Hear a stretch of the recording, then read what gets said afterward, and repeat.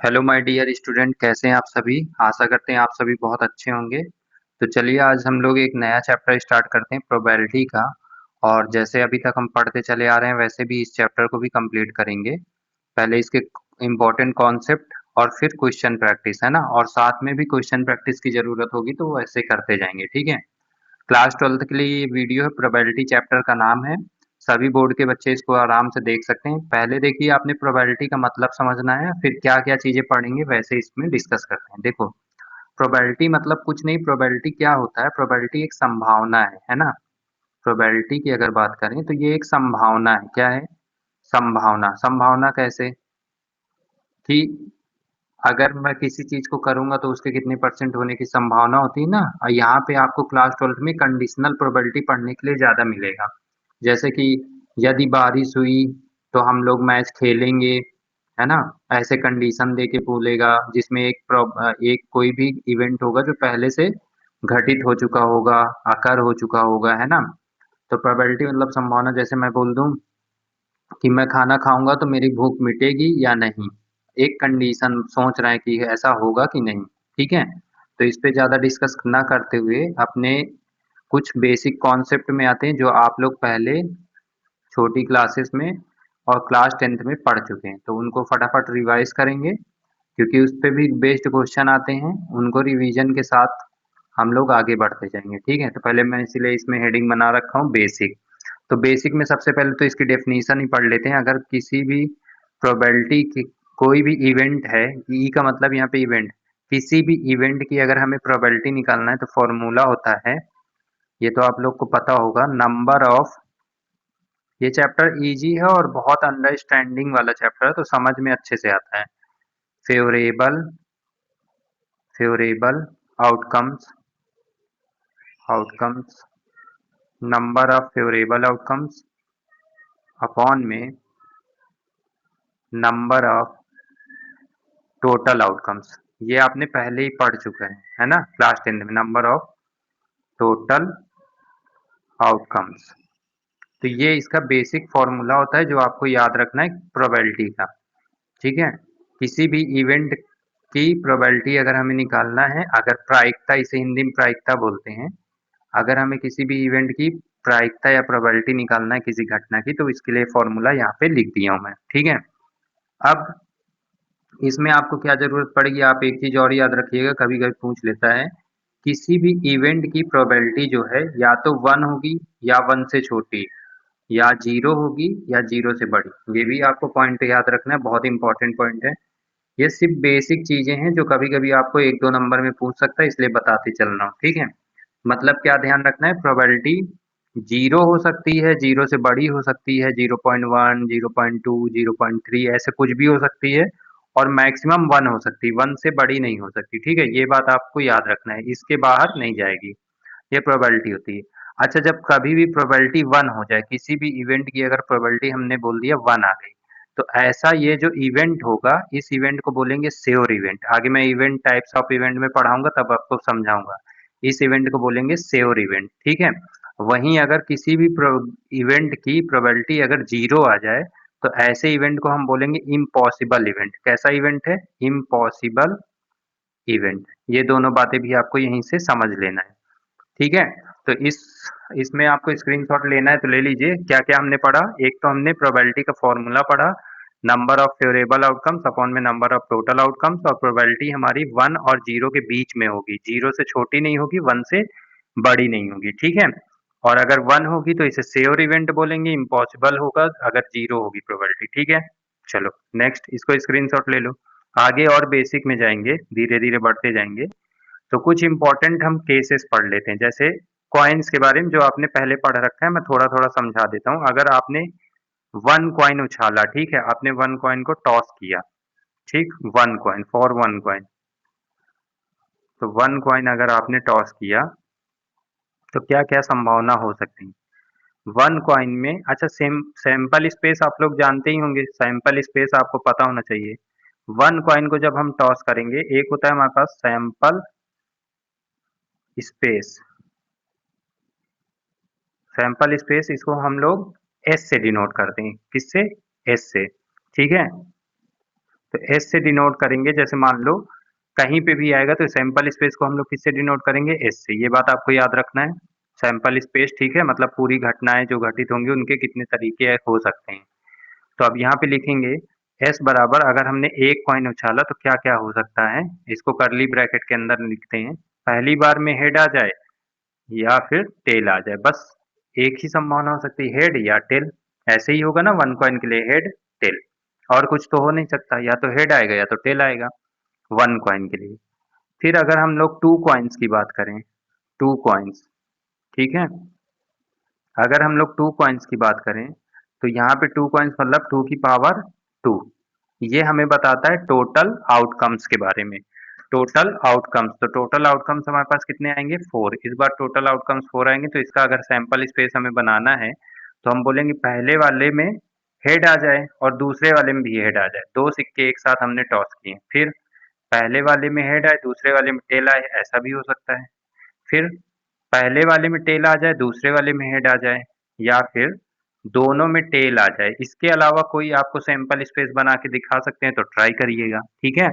तो यहाँ पे एक याद रखिएगा, कॉइन्स के लिए जितने भी हमारे नंबर ऑफ कॉइन्स होंगे तो हम फॉर्मूला बताएंगे टोटल आउटकम्स। अब अगर हमें निकालना है टोटल आउटकम्स, टोटल आउटकम्स, तो टोटल आउटकम्स का फॉर्मूला होगा टू की पावर एन, टू की पावर एन, और वेयर एन क्या होगा बेटा, एन होगा हमारा number of coins, number of coins, ठीक है, नंबर ऑफ कॉइन्स, याद रखना कॉइन्स के लिए ये चीज।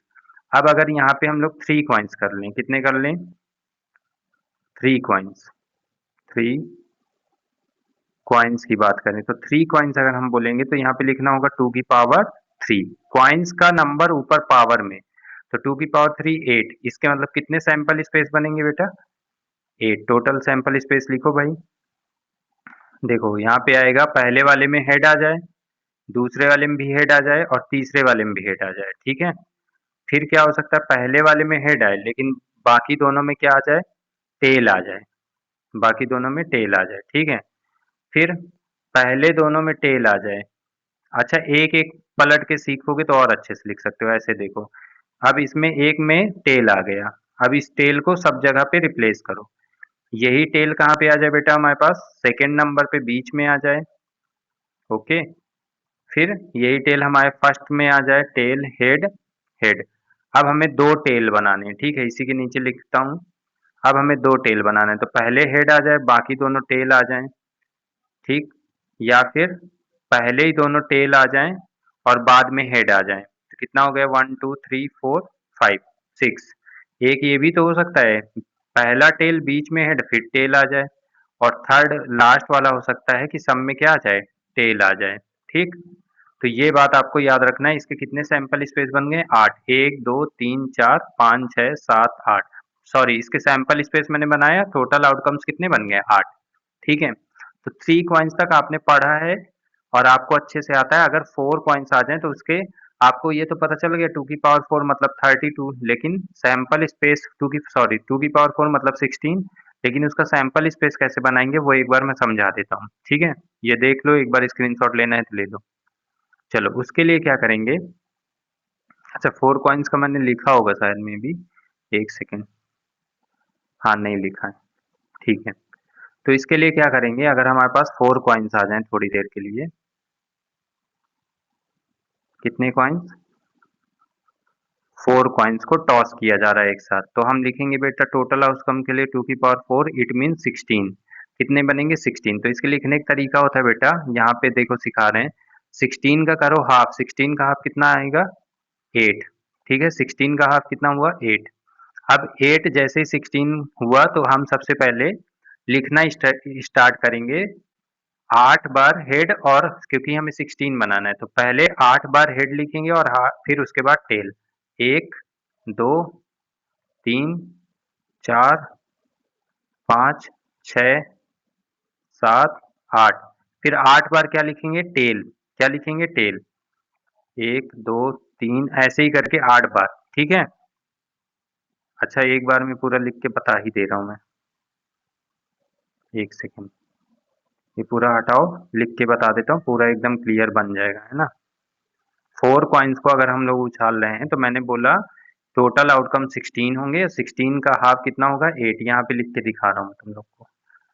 16 का हाफ 8, और 8 का फिर हाफ करोगे तो कितना आएगा 4, 4 का हाफ करोगे 2, और 2 का हाफ करोगे 1। ठीक है, ये याद रखना है।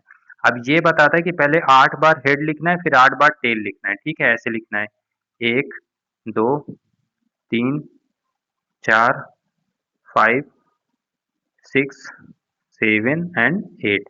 फिर इसके बाद 8 टाइम टेल, 1 2 3 4 5 6 7 एंड 8।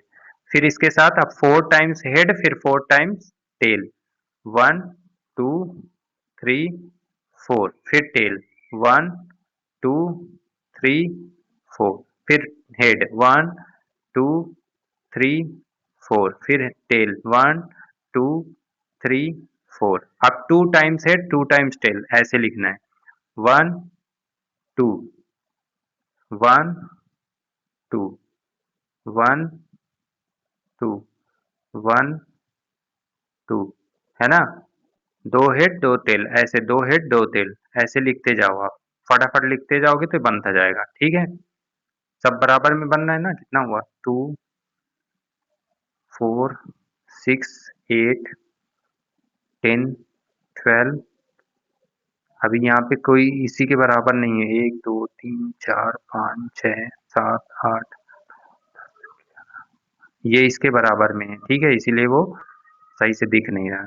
तरीका समझ गए ना, कॉपी में लिखोगे तो लिख सकते हो, स्क्रीन में एक साथ दिखाने की वजह से आपको लग रहा होगा। फिर हेड दो आएंगे और फिर दोनों क्या आएंगे, टेल।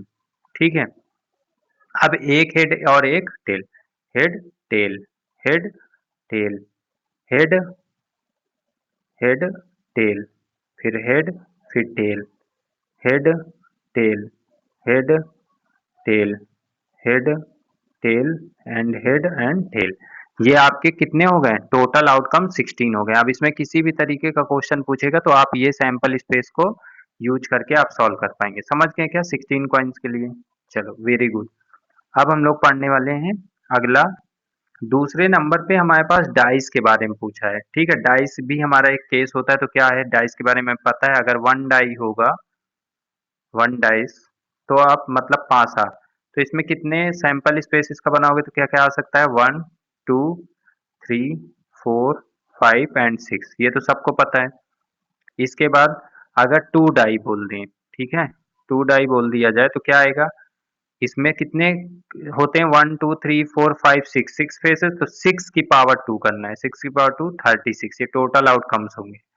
टोटल आउटकम्स, जैसे कॉइन्स के दो फेस होते हैं तो हम 2 की पावर कर रहे थे, यहाँ पे 6 फेस है इसलिए 6 की पावर कर रहे हैं, है ना। Total outcomes. अब इसका अगर सैंपल स्पेस बनाने जाएं तो बहुत सिंपल है, ये तो तुम लोग को पता है। पहले हम लिखेंगे 11, ऐसे लिखेंगे 11 12 13 14 15 एंड 16, ये तो सबको आता है। फिर हम लिखेंगे 21 से, 21 के बाद आपको सबको पता है 22 आएगा, 23 आएगा, ऐसे ही करते करते जाओगे तो यहाँ पे आएगा 26, 2 एंड 6। फिर यहाँ पे आएगा 31 से स्टार्ट, 3 एंड 1, 31 मतलब 3 एंड 1, और यहाँ पे आएगा 3 एंड 6। फिर यहाँ पे 4 1, 41 आएगा, 4 1 का मतलब यहाँ पे आएगा 4 6। फिर यहाँ पे 5 1, ये तो सबको लिखना आता होगा, नहीं आता है तो एक बार देख लो और लिख लेना। नोट्स बनाते जाइए भाई, तभी अच्छा कर पाएंगे आप। और जो भी कंफ्यूजन होते हैं, जो कॉन्सेप्ट क्लियर नहीं हो पाते, वो मुझे एक बार बताओ। यहाँ पे 6 1 से स्टार्ट होके कहाँ तक जाएगा, 6 6। ठीक है, समझ गए क्या, दो डाई तक का आपको आराम से आना चाहिए। चलो नेक्स्ट, इसका भी स्क्रीनशॉट ले लो, ये सब पुरानी चीजें हैं लेकिन फिर भी अगर जिसको नहीं आता यहीं पे सीख सकते हो। कार्ड्स के बारे में, तो कार्ड्स हमें सबसे पहले पता होना चाहिए, टोटल कार्ड्स कितने होते हैं। ठीक है, तो टोटल आउटकम्स अगर इसके बोलेंगे, टोटल आउटकम्स,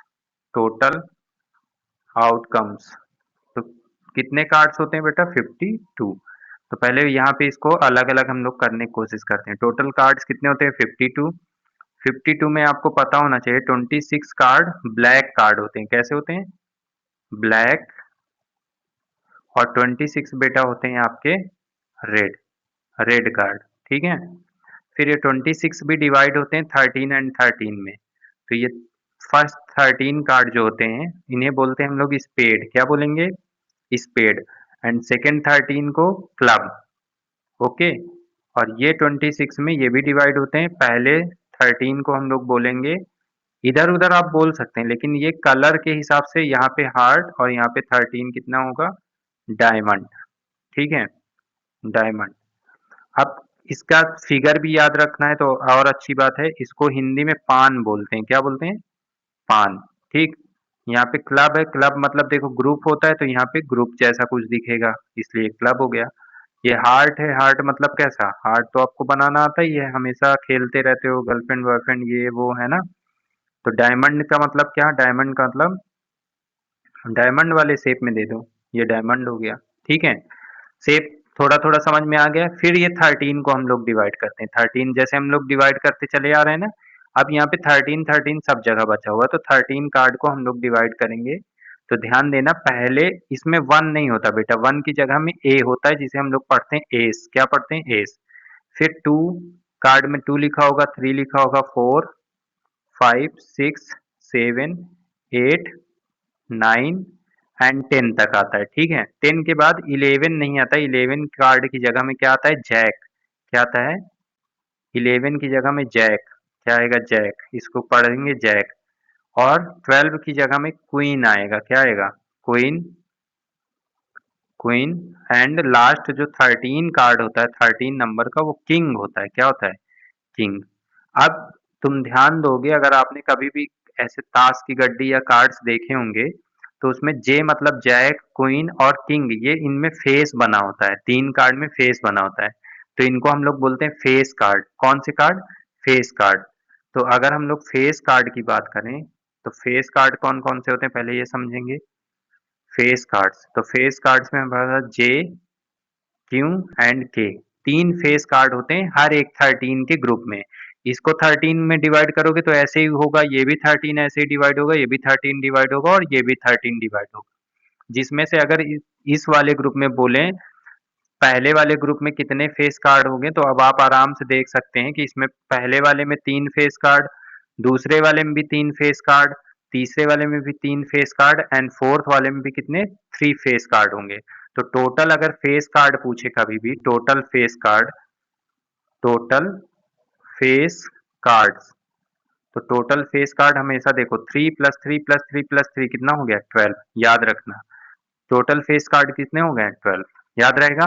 चलो नेक्स्ट टॉपिक पढ़ें, बहुत अच्छा कर रहे हो, वेरी गुड, ऐसे ही पढ़ते जाओ। अब यहाँ पे आ गया types of event. Types of event बहुत ही सिंपल होता है, देखो थोड़ी थोड़ी जानकारी सबके बारे में लेंगे। सिंपल इवेंट का मतलब क्या होगा, सिंपल इवेंट बहुत ही सिंपल, जैसा नाम वैसा इसका काम। सिंपल इवेंट का मतलब होता है इसमें ओनली वन एलिमेंट, इसके सैंपल स्पेस में केवल एक एलिमेंट ही आएगा। जैसे फॉर एग्जांपल मैं बोल दूं डाई में, डाई हमारा सैंपल स्पेस होता है, डाई। या फिर अभी देखो, अभी के लिए तुम लिख लो, जैसे यहाँ पे 2 आ जाए सैंपल स्पेस में, 2 3, है ना। अब इसको क्या लिख के बोल सकते हैं कि smallest prime number, smallest prime number क्या होगा, 2। तो स्मॉलेस्ट प्राइम नंबर 2 अगर बोल दिया जाए तो यहाँ पे केवल सिंगल एलिमेंट है तो इसे बोलेंगे सिंपल इवेंट। वहीं पे अगर मोर देन वन है, मोर देन वन एलिमेंट है किसी भी सैंपल स्पेस में, मोर देन वन एलिमेंट है, more than one element, more than one element है तो उसे बोलेंगे कंपाउंड इवेंट। जैसे फॉर एग्जांपल हम कोई सैंपल स्पेस लें जिसमें 1 2 3, तो 1 से ज्यादा एलिमेंट आ गए, या फिर केवल 2 लिख दो, 1 2, तो भी ये क्या होगा, कंपाउंड इवेंट। जिसमें मोर देन वन एलिमेंट हो, एक से ज्यादा एलिमेंट होते हैं उन्हें कंपाउंड इवेंट बोलते हैं, ठीक है। इसके बाद सेवर इवेंट, थोड़ी देर पहले मैंने बताया, सेवर इवेंट मतलब देखो, अब सेवर इवेंट कब होगा, जब हमारा जो हम लोग जिसका भी प्रोबेबिलिटी निकालने जा रहे हैं वो सैंपल स्पेस के ही बराबर आ जाए। जैसे मैं बोलूं डाई में देखो 1 2 3 4 5 6, ठीक है। और यही पूरा इवेंट हमारे डाई के लिए, हम इसके बोल दें कि इसमें 6 से क्या बोलें कि नेचुरल नंबर अप टू 6, तो ये 1 2 3 4 6, 6/6 प्रोबेबिलिटी निकालो कितना आ जाएगा 1। तो ऐसे इवेंट क्या हो जाएंगे, श्योर इवेंट। ठीक है। इम्पॉसिबल या नल नल इवेंट क्या होंगे, जैसे जिसमें हम लोग सैंपल स्पेस में कुछ भी ना आए। सैंपल स्पेस में कुछ नहीं आएगा तो हम क्या बोलेंगे, नल इवेंट, फाई आ गया। ठीक है। ये छोटे छोटे टॉपिक हैं इवेंट के बारे में जो आपको जानने चाहिए। ठीक है। अगला देखो इसके आगे और क्या लिखा हुआ है। म्यूचुअली एक्सक्लूसिव इवेंट, ये समझना है, ये आपके उसमें थोड़ा बहुत यूज होगा अभी क्लास में, तो समझना है। क्या समझना है, कुछ ज्यादा नहीं। कोई भी दो अगर हमारे पास इवेंट है और ये इंटरसेक्शन बी हम निकालें सैंपल स्पेस में और वो फाई आ जाए, जैसे फॉर एग्जांपल हमने लिया ए बराबर हमने ले लिया 1 2 3 और बी बराबर हमने ले लिया 4 5 6, और हम यहाँ पे अगर ए इंटरसेक्शन बी निकाल रहे हैं तो यहाँ पे क्या आएगा बेटा, 5। कुछ भी कॉमन नहीं है। ऐसा जब हो, दो इवेंट हो जिनका इंटरसेक्शन क्या हो, 5, कॉमन कुछ भी ना हो। ठीक है। There is no common element, no common element in event A and B. जब ए और बी इवेंट जो है उनमें अगर कोई कॉमन एलिमेंट नहीं होता तो ऐसे इवेंट को बोलते हैं म्यूचुअली एक्सक्लूसिव इवेंट। ठीक है, याद रहेगा। दूसरा, एग्जॉस्टिव इवेंट क्या होता है, इसमें उल्टा होता है भाई कि ए यूनियन बी निकालें, दो इवेंट है उनका यूनियन निकालें और वो सैंपल स्पेस के बराबर आ जाए। ठीक है, सैंपल स्पेस के बराबर आ जाए तो उसे बोलेंगे हम लोग एग्जॉस्टिव इवेंट। क्या बोलेंगे, एग्जॉस्टिव इवेंट। जैसे हमारे पास कोई डाई है, डाइस है हमारे पास, डाइस में क्या होते हैं, 1 2 3 4 5 एंड 6, ये सैंपल स्पेस है हमारा। ठीक है। और ए बराबर हमने लिख लिया 1 2 3 और बी बराबर हमने लिखा, ये हमारे पास इवेंट है। दूसरा है हमारे पास 4 5 एंड 6। अब अगर तुम लोग बेटा यूनियन निकालोगे ए यूनियन बी तो आप क्या निकालेंगे, यूनियन मतलब सब कुछ, तो 1 2 3 4 5 एंड 6, और ये हमारा क्या था, यही तो हमारा सैंपल स्पेस था। देखो ये दोनों इक्वल हो गए क्या, जब ये दोनों इक्वल हो जाएंगे तो हम बोलेंगे ऐसे दो इवेंट ए और बी जो यूनियन लेने के बाद सैंपल स्पेस के बराबर आ जाते हैं उन्हें एग्जॉस्टिव इवेंट बोलते हैं। कौन सा इवेंट, एग्जॉस्टिव इवेंट। ठीक है। अच्छा, ये सारी चीजें अभी देखते जाओ, ये तब क्वेश्चन के फॉर्म में जब करते हैं ना कोई भी चीज, तब हमारी चीजें ज्यादा क्लियर होती हैं। तो जब ये क्वेश्चन के फॉर्म में करना स्टार्ट करेंगे अभी तो चीजें क्लियर हो जाएंगी, इसलिए परेशान ना हो। किसी को अगर समझ में नहीं आ रहा है तो थोड़ा सा वेट कर लो, और भी समझ में नहीं आ रहा तो वीडियो को दोबारा 2x की स्पीड में देख लेना। ठीक है। चलो अगला, some important result on probability. देखो कुछ रिजल्ट क्या होते हैं ये आपको ध्यान देना, अगर ये नहीं कर पाए तो फिर दिक्कत होगी। ये इम्पोर्टेंट है भैया, ये आपको आना ही चाहिए, इसलिए इसको ध्यान से समझ लेना। मैं इसको थोड़ा धीरे स्लो करके ही पढ़ाऊंगा, कोई दिक्कत नहीं, बट ये इम्पोर्टेंट है, ये आपको आना ही चाहिए। देखो पॉइंट वाइज करा देता हूँ मैं। जैसे मैं कह दूं P probability of A union B. अच्छा, इसका मतलब कुछ बच्चे नहीं समझ पाते कि probability of A union B क्या है, प्रोबेबिलिटी ऑफ ए क्या है, प्रोबेबिलिटी ऑफ बी क्या है। तो मैं थोड़ा सा समझा देता हूँ यहाँ पे। जैसे हमारे पास डाइस का सैंपल स्पेस दिया है यहाँ पे 1 2 3 4 5 एंड 6, और हमारे पास कोई एक इवेंट है और इवेंट में बोला गया है मल्टीपल ऑफ टू। तो मल्टीपल ऑफ टू का क्या हो जाएगा, यहाँ पे सैंपल स्पेस के हिसाब से 2 4 एंड 6, इतना ही आएगा, 2 4 एंड 6। एक सेकेंड, ये क्यों रुक गया, हाँ, 2 4 एंड 6। ठीक है। अब इसके बाद इसी का प्रोबेबिलिटी हमें निकालना है, प्रोबेबिलिटी ऑफ ए। तो एक प्रोबेबिलिटी में क्या क्या आया, 2 4 एंड 6 कितना हुआ, 3, और सैंपल स्पेस मतलब टोटल आउटकम्स कितने, 6, तो कितना हुआ 1/2। इसे बोलते हैं पी ऑफ ए। यहीं पे आपको अगर बी कुछ दे दिया जाए, बी मान लो एक घटना दी होती, बी में दिया होता कुछ भी आ जाता 4 एंड 6। अब यहाँ पे बी का प्रोबेबिलिटी निकालना होता तो पी ऑफ बी कितने हैं, 1 एंड 2, तो ऊपर 2 लिखते, फेवरेबल आउटकम्स टोटल आउटकम्स में 2 1/3 आ जाता। वहीं पे अगर हम लोग लिखते हैं ए यूनियन बी, तो ए यूनियन बी में कॉमन पॉइंट, तो कॉमन पॉइंट 4 और 6 आता, और इसी का प्रोबेबिलिटी अगर निकालना है तो ए यूनियन बी निकालते तो कितना आ जाता, 2 अपॉन में सैंपल स्पेस 6 1/3। तो मैं सिर्फ ये समझाने की कोशिश कर रहा हूँ कि यहाँ पे आपको ये समझना है कि probability of A union B का मतलब है कि ए यूनियन बी इवेंट है, कोई ए और बी उसका यूनियन लेके फिर उसकी प्रोबेबिलिटी निकाला गया, वो यहाँ पे मैंने समझा दिया। ठीक है। अब इसमें जो आपको मैं समझा रहा हूँ, ये तो मैंने बताया कि इसमें पी लगा के ब्रैकेट लिखा है तो उसका मतलब क्या होगा, लेकिन जो फॉर्मूले जो क्वेश्चन लिखने जा रहे हैं उनको ध्यान से समझना पड़ेगा, नहीं ये सॉल्व नहीं होंगे। ठीक है। तो पहला वाला याद रखना है आपको, यूनियन अगर निकालना है तो हम लिखते हैं प्रोबेबिलिटी ऑफ ए प्लस, ये सबको पता होगा 10th में भी पढ़ाया गया, probability of B minus probability of A intersection B. याद रहेगा, फॉर्मूला याद रहेगा, ठीक है, वेरी गुड। अगर मैं बोल दूं ए और बी, ध्यान से सुनना, अगर मैं बोल दूं ए और बी म्यूचुअली एक्सक्लूसिव हैं तो ए इंटरसेक्शन बी क्या आएगा, फाइव, फाइव मतलब ये जीरो। तब ऐसी कंडीशन में P of A union B equal हो जाएगा P of A plus P of B, क्योंकि ये जीरो हो जाएगा। बट उसको आगे चर्चा करेंगे, कोई दिक्कत नहीं, समझ नहीं पाए होगे। दूसरा पॉइंट देखो, जैसे ए यूनियन बी, अगर कोई तीन इवेंट दिए हों A union B union C, उनका इवेंट का यूनियन करके निकालना है तो formula P of A plus, ऊपर से मिलता जुलता ही होगा, P of B plus P of C. अब ऊपर माइनस लगाए थे तो माइनस दो दो को करके A intersection B minus P of B intersection C minus P of A intersection C. और लास्ट वाले में प्लस, यहाँ ध्यान रखना, plus A intersection B intersection C. ये भी फॉर्मूला आपको याद रखना है। ये जितने रिजल्ट या फॉर्मूला कह लो ये आपको आने ही चाहिए, फॉर्मूला नहीं आएगा तो प्रॉब्लम हो जाएगी। ठीक है, ये चीज समझ गए।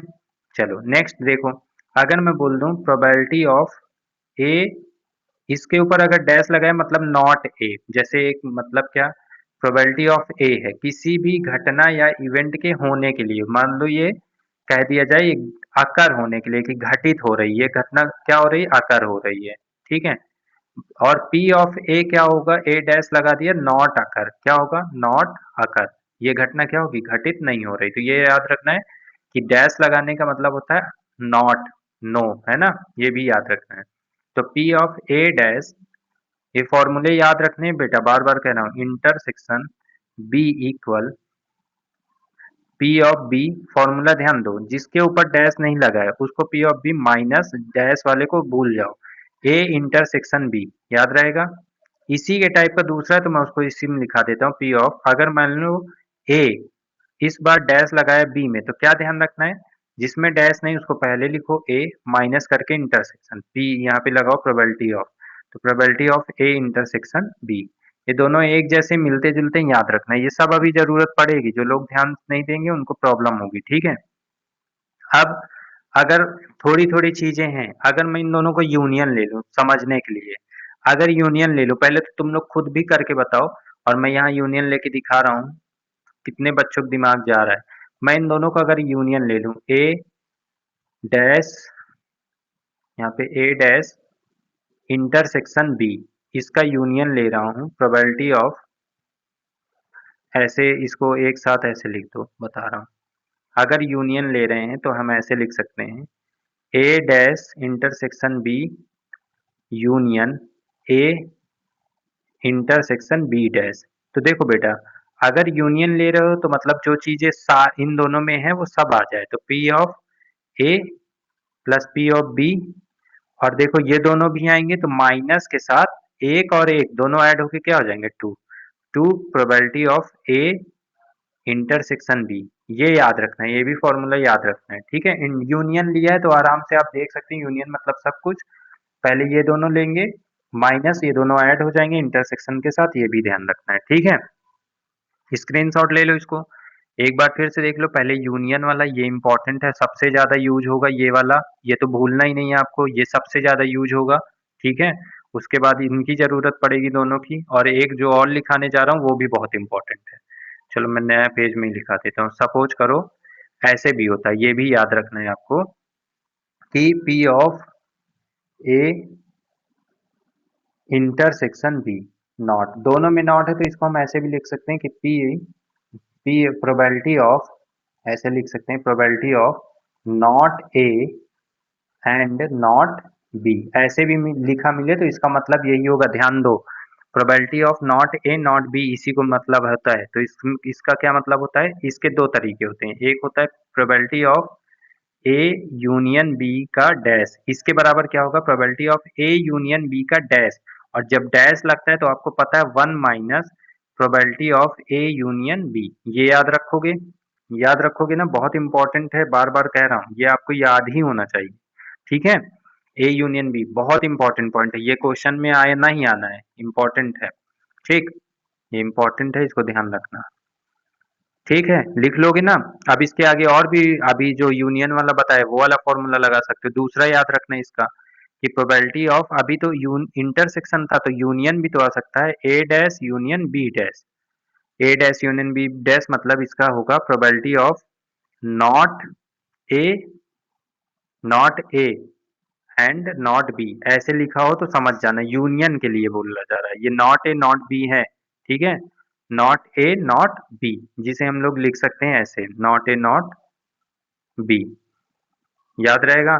इंटरसेक्शन के लिए, अगर यूनियन के लिए होगा तो यहाँ पे उल्टा 1 minus A P of A intersection लगाएंगे B, 1 minus P of A intersection B, intersection के फॉर्मूले लगा देना। तो जहां पे आपको जैसी जरूरत पड़ेगी उसके हिसाब से इन फॉर्मूले को यूज करना है। ठीक है, याद रहेगा, स्क्रीनशॉट लो। इसमें से इंपॉर्टेंट है ये दोनों, करना ही पड़ेगा, आपको समझना पड़ेगा।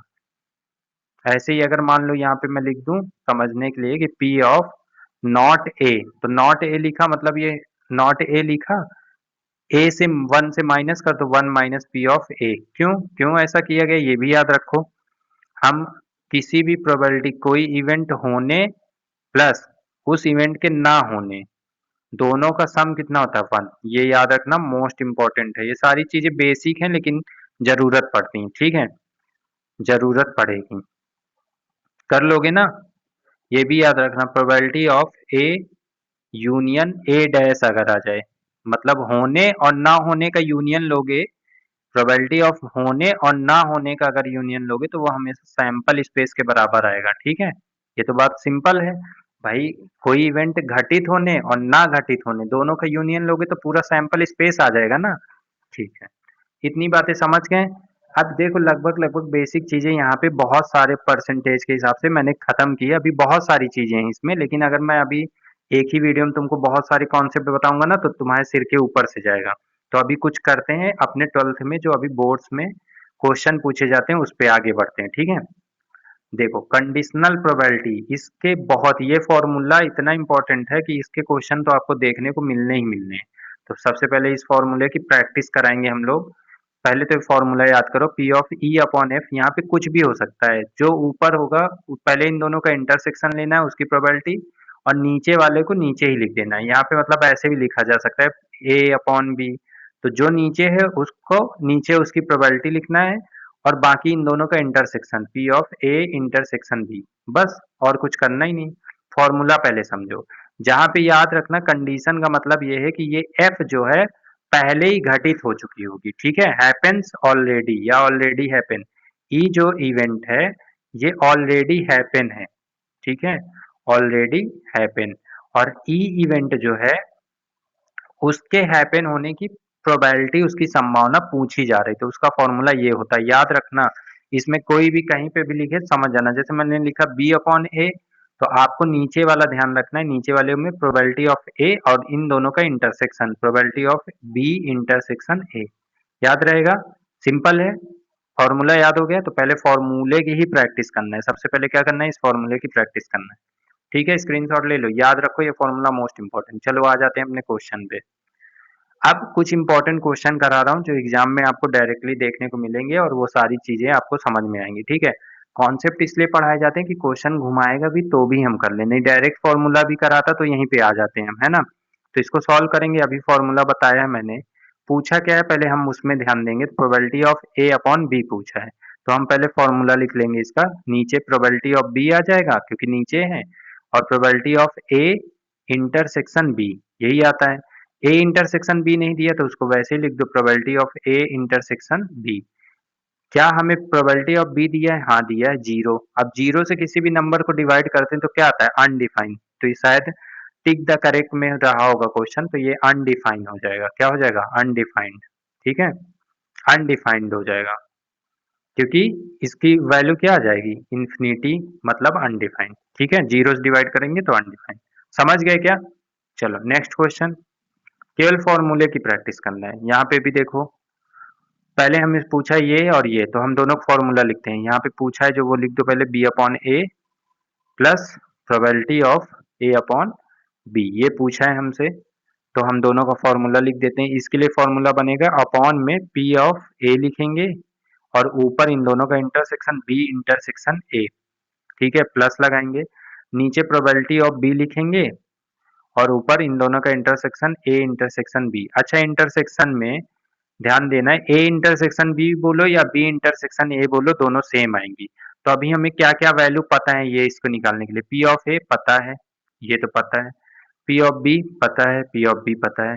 ए यूनियन बी पता है, लेकिन यहाँ इंटरसेक्शन चाहिए। तो अभी आपकी दिमाग की बत्ती खुल गई होगी, फॉर्मूला यहाँ पे यूज होगा।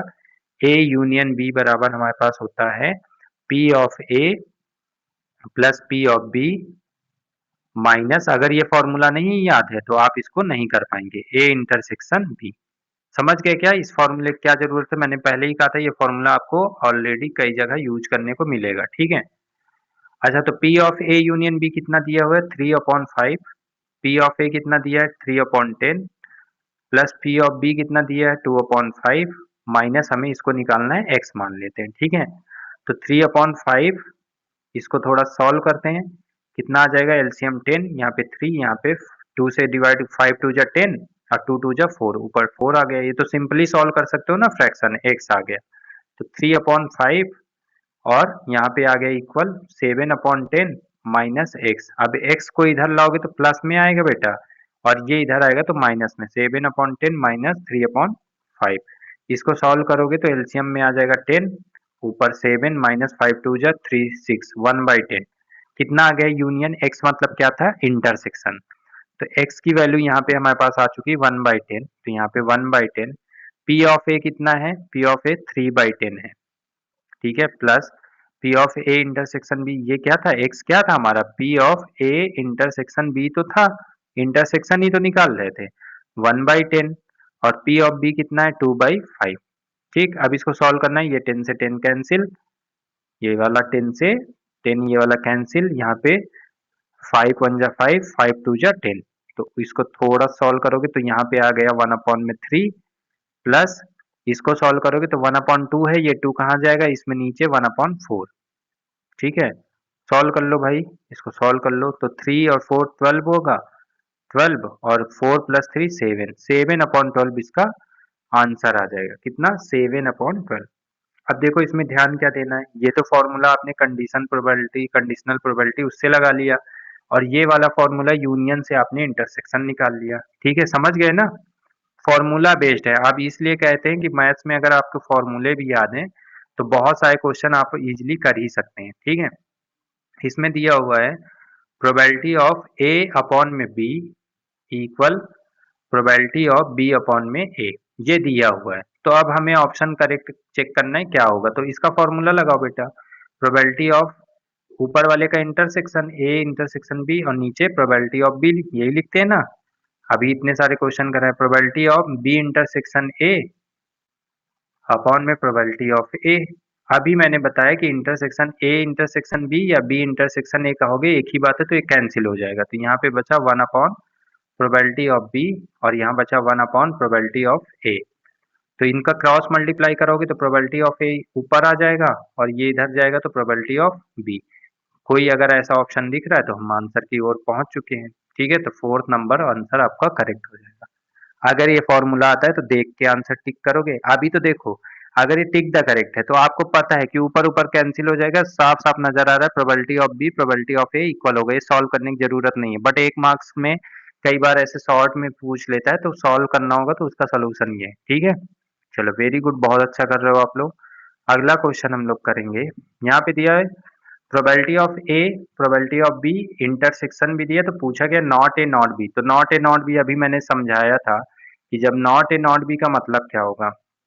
इसका मतलब है, यहाँ पे सॉल्व करें, एंड, अच्छा ठीक है, ये तो मैंने बताया नहीं, जब एंड लगेगा तो आपको समझना है कि इंटरसेक्शन है, और जब और लगेगा तो क्या होगा, यूनियन। ठीक है, ये याद रखना, एंड इंटरसेक्शन बताएगा आपको। तो यहाँ पे निकालना है हमें P A not intersection B not, याद रहेगा, probability of A intersection B. ठीक है, इंटरसेक्शन समझ में आ गया।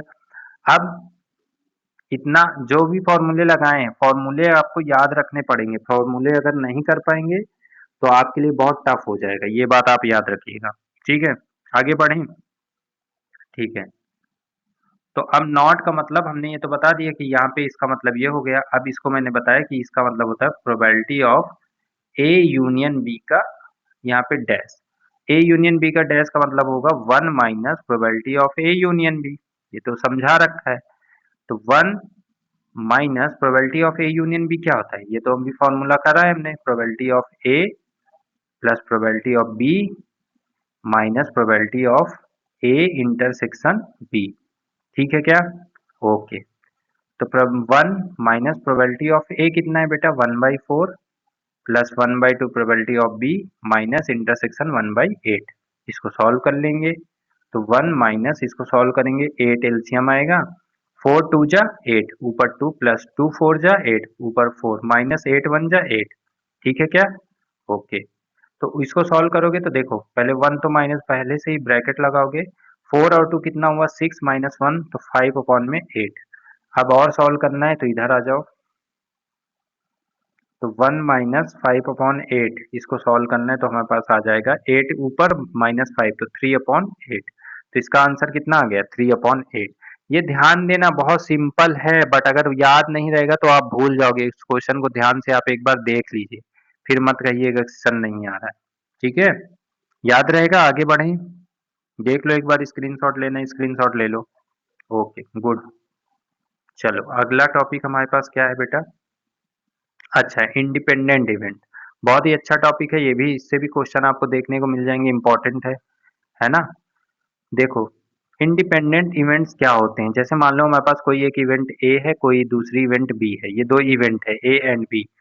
तो हम अगर इनकी प्रोबेबिलिटी निकालें ए इंटरसेक्शन बी का, ए इंटरसेक्शन बी की अगर प्रोबेबिलिटी निकालेंगे तो ये probability of A multiply probability of B, ये इक्वेशन ऐसे बनता है, ये इसके इक्वल होता है, मोस्ट इंपॉर्टेंट है ये भी, है ना। और ये क्या बताता है, ऐसा अगर आपको कहीं पे देखने को मिल गया है कि ए इंटरसेक्शन बी की जो प्रोबेबिलिटी है, ए की प्रोबेबिलिटी और बी की प्रोबेबिलिटी के मल्टीपल के इक्वल है, तो ये दोनों ए और बी कैसी इवेंट हो जाएंगी, इंडिपेंडेंट इवेंट। कैसी, इंडिपेंडेंट इवेंट होंगी। अच्छा, इसमें और एक चीज आपको याद रखना है कि अगर A and B are independent independent event, अगर ये दोनों इंडिपेंडेंट इवेंट्स हैं तो हमें याद रखना है, then then A dash and B dash are also independent event, ये भी याद रखना है। ठीक है, याद रहेगा। इस पे भी ये देखो फॉर्मूला बेस्ड ही लग रहा है, तो फॉर्मूले बेस्ड कुछ क्वेश्चन आते हैं, मैं उनको सॉल्व करवा देता हूँ, देख लो एक बार, स्क्रीनशॉट ले लो।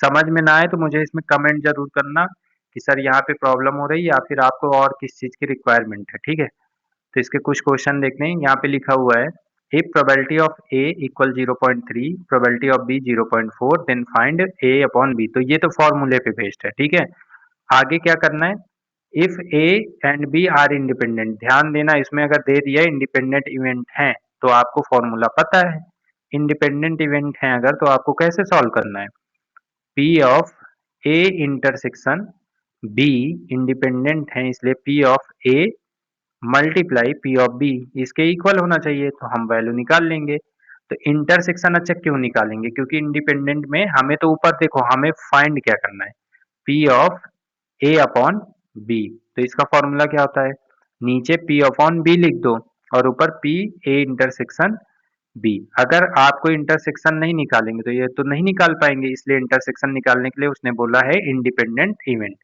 तो पी ऑफ ए तो दिया है 0.3 मल्टीप्लाई 0.4, मल्टीप्लाई करोगे तो 0.12, 0.12, 3 4 जा 12, 0.12। अब अपने क्वेश्चन में आ जाओ, इंटरसेक्शन आ गया 0.12, पी ऑफ बी पहले से दिया है 0.4, डेसिमल हटाओगे तो यहाँ पे 0 बढ़ेगा, इसको सॉल्व करो कितना आ जाएगा, 4 3 जा और नीचे 4 3 जा, तो फिर इसका आंसर 0.3 आ जाएगा, ये आंसर हो जाएगा।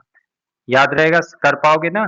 इंडिपेंडेंट इवेंट से आप इंटरसेक्शन निकालोगे, और ये P of A upon B ये तो कंडीशनल प्रोबेबिलिटी का है, तो इसमें पी ऑफ बी ये फॉर्मूला लगा दो, पी ऑफ बी और ऊपर पी ए इंटरसेक्शन बी का प्रोबेबिलिटी। ठीक है, अगला क्वेश्चन करें इसी तरीके का।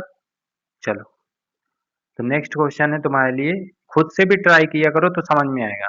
ए दिया है, बी दिया है, ए एंड बी इंडिपेंडेंट है, देन फाइंड इंटरसेक्शन और यूनियन। तो इंटरसेक्शन तो अभी निकालना सिखाया, पहले इंटरसेक्शन निकालो।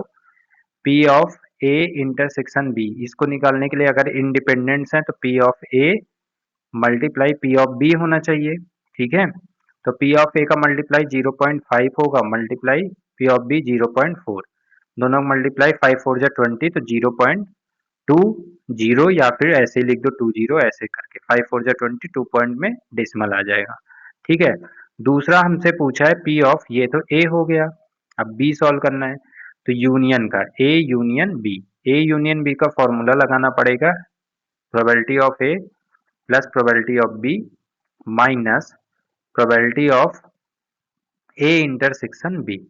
ठीक है, ए की प्रोबेबिलिटी 0.5, ऊपर क्वेश्चन में लिखा है 0.4 बी की, माइनस ये तो अभी हमने निकाला है तो 0.2 लिख दो, जीरो की कोई वैल्यू नहीं होती है, तो यहाँ पे आ जाएगा 0 डेसिमल के बाद 9 माइनस 0.2, इसको माइनस करोगे तो 0.7, इसका आंसर आ गया। आई होप आपको आज की क्लास के सारे कॉन्सेप्ट क्लियर हो गए होंगे, और आपको इसके साथ साथ कॉन्सेप्ट के साथ साथ जो क्वेश्चन प्रैक्टिस कराएं वो भी समझ में आ गए होंगे।